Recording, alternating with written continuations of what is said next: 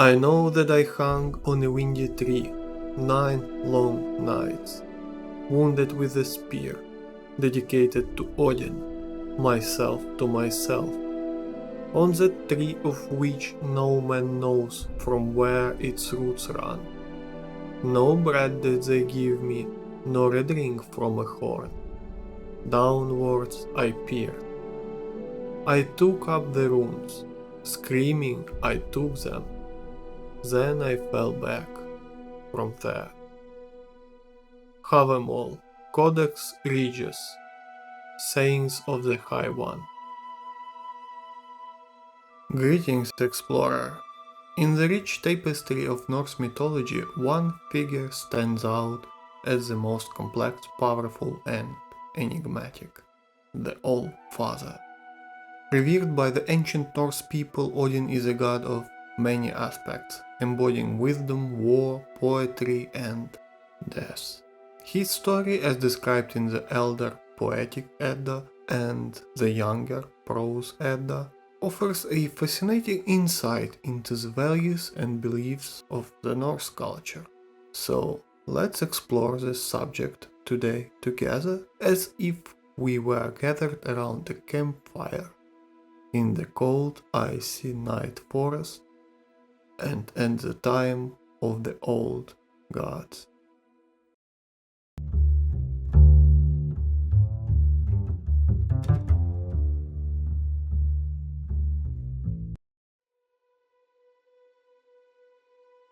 In the beginning there was nothing but a vast void called Ginnungagap.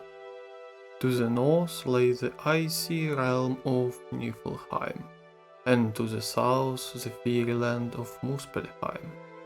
When the heat from Muspelheim met the frost from Niflheim in the middle of Ginnungagap, it created a giant named Ymir, and a cow called Odhamla. Ymir was the ancestor of all giants, while Odhamla's milk nourished him. Odhamla in turn licked the salty ice blocks, gradually revealing a man named Buri. He had a son named Bor, who married a giantess named Bestla. They had 3 sons: Odin, Vili, Vo. These 3 brothers were the first of the Aesir gods, with Odin emerging as the leader. Odin and his brothers saw that Ymir and his giant offspring threatened their existence. They decided to kill Ymir, and from his body they fashioned the world. Ymir's flesh became the earth, his blood the seas, his bones the mountains, and his hair the trees. His skull was set high above to become the sky, and from his brain they made the clouds. Sparks from Muspelheim were placed in the sky as stars.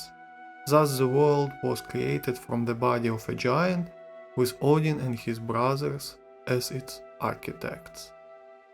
Odin is often depicted as a tall, one-eyed man, with a long beard wearing a wide-brimmed hatted cloak. The reason for his missing eye is a tale of sacrifice. In his relentless pursuit of wisdom, Odin sacrificed his eye at the well of Mimir in exchange for a drink that granted him immense knowledge. This act exemplifies Odin's dedication to acquiring wisdom even at great personal cost. Odin's quest for knowledge didn't stop with his eye. He sought to understand the runes, which are ancient symbols that hold magical power. To gain this knowledge, Odin hung himself from Yggdrasil, the world tree, for 9 days and nights, pierced by his own spear. This self-sacrifice allowed him to see the runes' secrets, making him a master of magic, poetry, and prophecy. Odin is not just a god of wisdom, he is also a formidable warrior. He presides over Valhalla, the hall where fallen warriors chosen by Odin and his Valkyries go after death.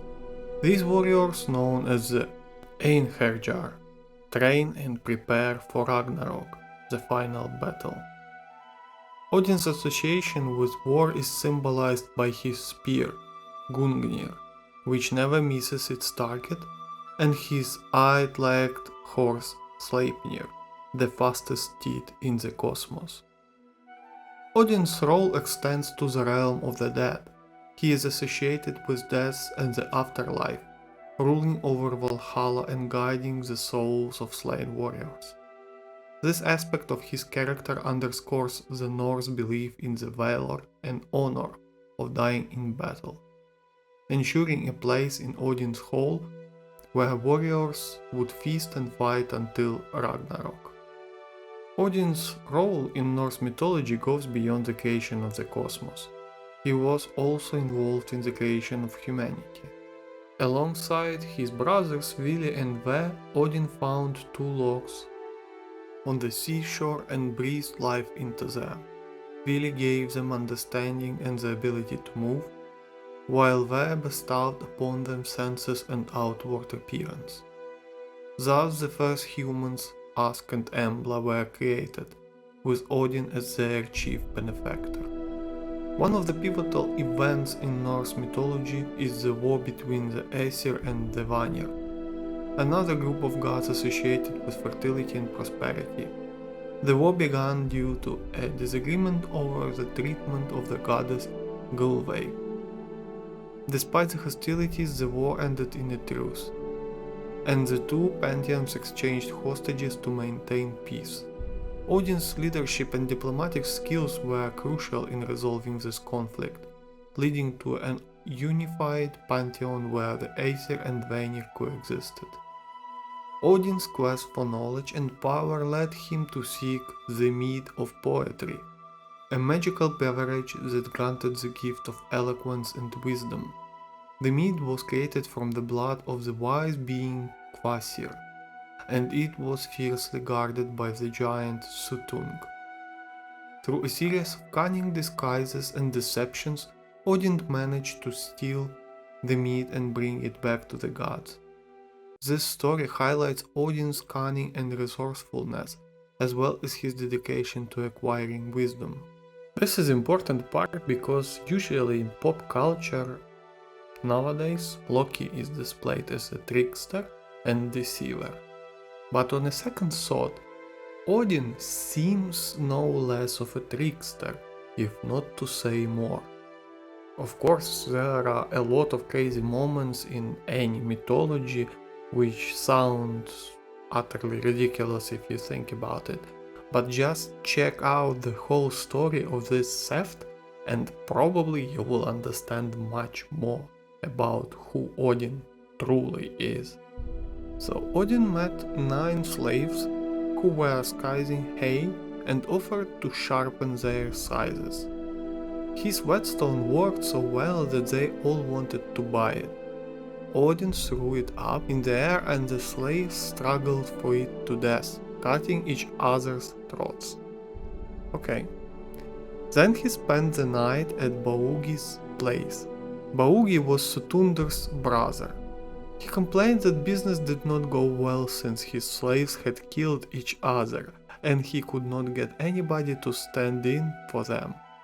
Odin, who said his name was Bolverk, proposed to do their work in exchange for a draught of Sutundr's mead. Baugi agreed, saying that he would try to pursue his brother. During summer, Bolverk did the work as agreed, and in winter asked Baugi for his owing.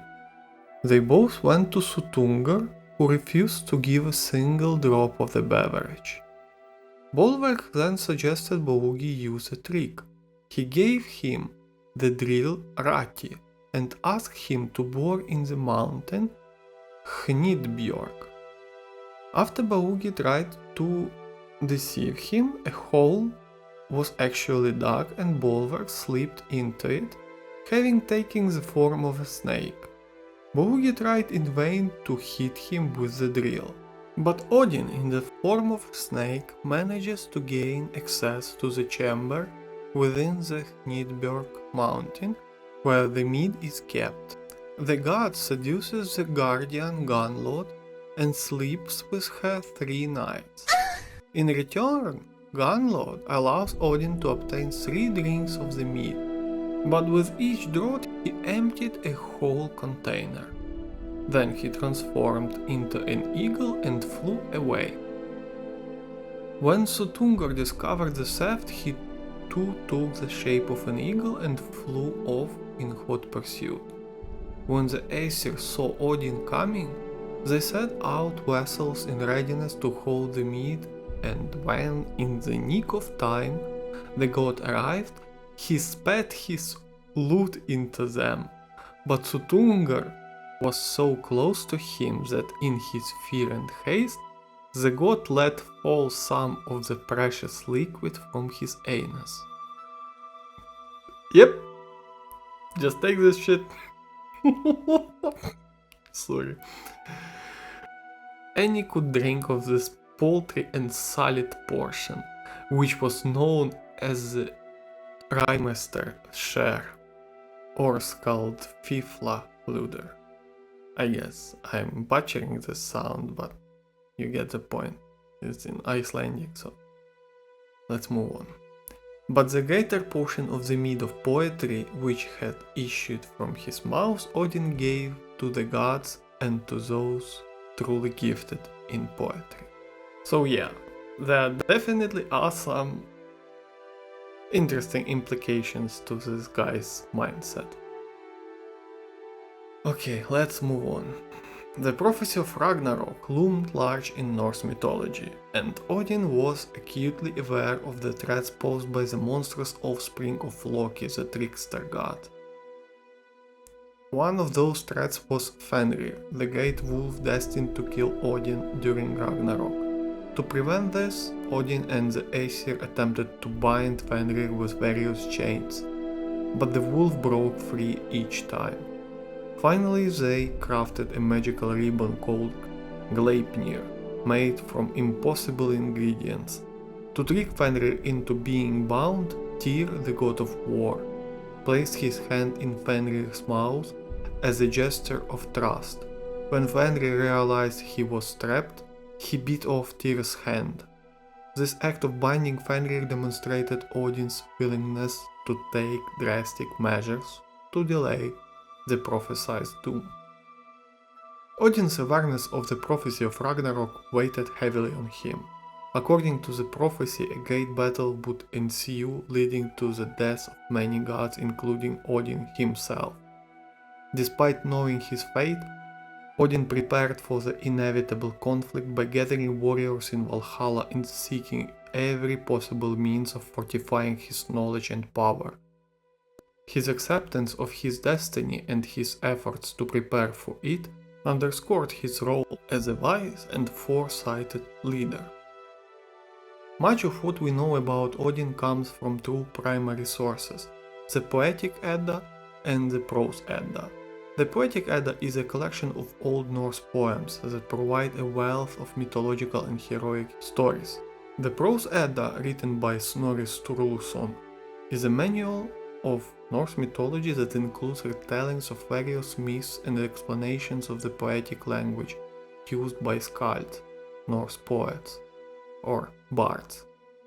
These texts offer a comprehensive view of Odin's character and his exploits. Odin has been a popular subject in art throughout history, from ancient carvings and runestones to modern illustrations and films. His image has been depicted in various ways. Early representations often show him as a one-eyed figure with long beard, sometimes accompanied by his ravens, Hugin, Thought, and Munin, Memory. These ravens fly around the world bringing Odin news and information, symbolizing his far-reaching wisdom. In modern times, Odin has been portrayed in various media including literature, comics, and movies. Usually it is meant in things we don't even think about. For example, Wednesday. No, not from the Addams Family and not from TikTok. In English, the name is derived from Old English, Vodnesdag, and Middle English, Wednesday, Day of Woden, reflecting the religion practiced by the Anglo-Saxons, the English equivalent to the Norse god Odin, because Odin, Woden, Wotan are the same person. This character has inspired numerous adaptations, fanfics I would say, each adding a new dimension to this mythos. The Marvel Comics version of Odin, for instance, emphasizes his role as a powerful and wise ruler, while maintaining his traditional attributes. Odin's origin, character and involvement in Norse mythology paint a complex and multifaceted picture of one of the most revered deities in Norse pantheon. As the All-Father, Odin embodies wisdom, war, death, and the relentless pursuit of knowledge. He's also, obviously, is a little bit of trickster's one. His actions and decisions from the creation of the world to the preparation for Ragnarok reflects the values and beliefs of the ancient Norse people. Through the poetic Edda and the prose Edda and various artistic depictions, Odin's legacy continues to captivate and inspire, offering a window into the rich and enduring world of Norse mythology. There are many more stories to come, but as usually, it's a conversation of another exploration. See you, explorer.